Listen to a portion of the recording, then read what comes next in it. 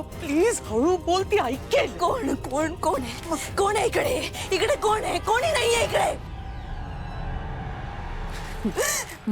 म्हणजे मला म्हणायचंय की कोणीतरी ऐकू शकतं ना माया. भिंती नाही कान असतात. आणि हे बघ माया, हे बघ, एका दृष्टीने हे सगळं चांगलंच झालंय. म्हणजे मला मीराचं माहिती नाही, पण बाकीचे जे सगळेजण आहेत त्यांना हे म्हणणं पटलंच आहे ना.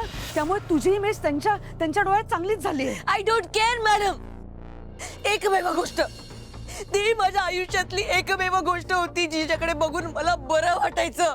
ती अथर्ववरचं प्रेम होतं, ती पेंटिंग माझ्यासाठी. आणि आज तीच एकमेव गोष्ट मीराने माझ्यापासून हिरवून घेतली. तिला सोडणार नाहीये मी. माया, ते एक पेंटिंग होतं. पेंटिंग ते पुन्हा काढता येऊ शकतं. नाही नाही नाही मॅडम. अहो, ती फक्त एक पेंटिंग नव्हती हो माझ्यासाठी. ते अथर्ववरचं प्रेम होतं माझं.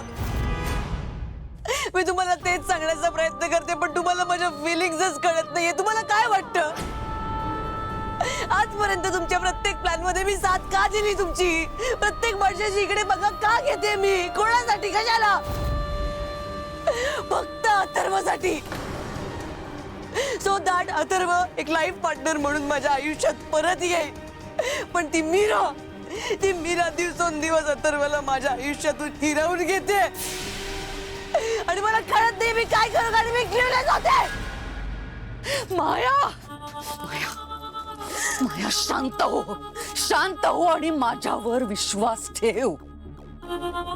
हे बघ, अथर्व तुझाच होईल, पण त्याआधी आपल्याला त्या शिवनाथला मारावं लागेल. मला कळतच नाहीये त्या मीराच्या बाप्पाचा काय संबंध या सगळ्याशी. हे बघ, तू त्या शिवनाथला भेटलीस ना. कसा आहे तो? अघोरी माणूस आहे तो. आणि तूच मला म्हणाली होतीस ना की ती मीरा कदाचित ब्लॅक मॅजिक करते, असं वाटलं होतं तुला.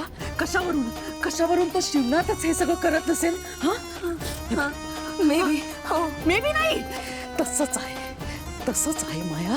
तोच हे सगळं करतोय आणि म्हणून आपल्याला त्याला संपवणं गरजेचं आहे. हे बघ, याच्यावरती एकच उपाय. आपण मदनची मदत घेऊया. ओके, तू एक काम कर, माझा ऐक.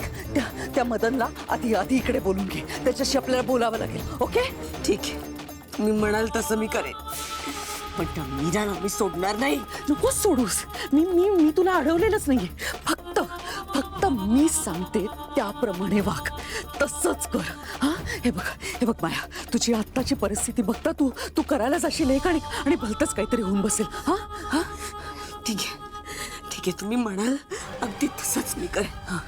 पण जे काही होईल ते आजच्या आज होईल. हो, आजच्या आज.